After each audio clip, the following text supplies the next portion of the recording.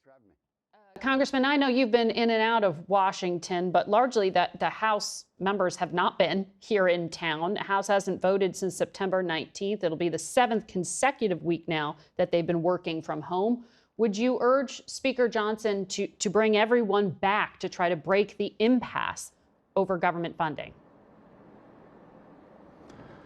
It's up to the Speaker. House Republicans and House Democrats coming back to Washington will not break the impasse. Let's not forget that the House passed a clean CR, and it was a temporary CR. Okay, and you know, Democrats keep saying, you know, the Republicans have no intent to negotiate. We can't trust them to want to negotiate if we reopen the government. That's nonsense. If we had passed a year-long CR, I think they could make that argument. That's usually an indicator that we really don't want to talk about the budget right now. We want to kick the can down the road for a year. But when you pass a very short-term duration CR, a 7-week one, yeah, it is a clear indication that we intend on continuing those conversations. So look, there's other things we could do. The reason I keep going back is because I work on the Intelligence Committee, and I have to do that work from inside D.C.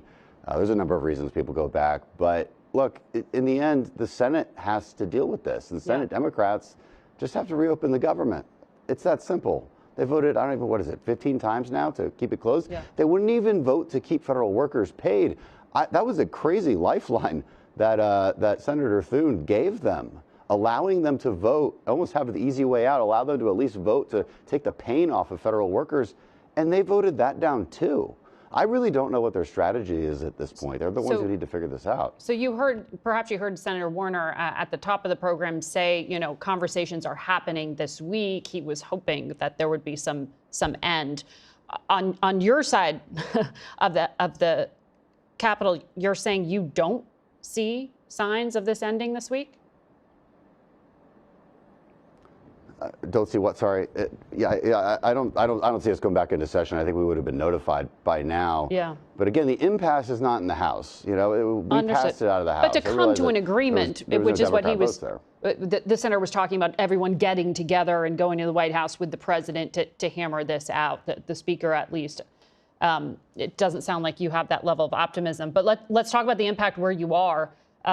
Your district includes parts of Houston. We checked the numbers, and it appears 350,000 Houston area families may have some difficulty with their food stamps, these SNAP benefits, because of the standoff. Have you gotten any guidance from the state or from the administration about whether people get food payments this week? Well, from what I can tell from the administration's statements, I mean, they're going to try to use the emergency contingency fund on a temporary basis. But look, I think there's about $6 billion in that fund. Yeah. The monthly SNAP benefits cost Americans $9 billion. So that is a very, very small Band-Aid. And the only way you're going to get SNAP benefits back on track is if Democrats vote for our clean CR.